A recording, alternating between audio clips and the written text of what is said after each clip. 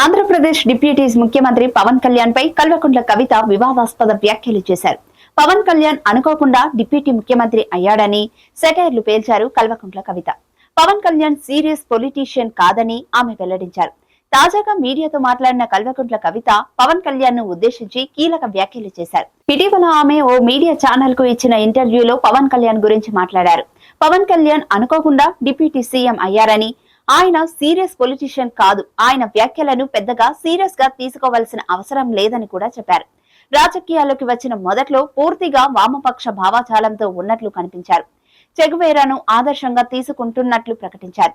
ఇప్పుడు ఈ స్టేట్మెంట్ ఇచ్చిన వ్యక్తి రేపు తమిళనాడు వెళ్తే హిందీ అమలు చేయడానికి వీల్లేదని చెప్పినా చెబుతారు.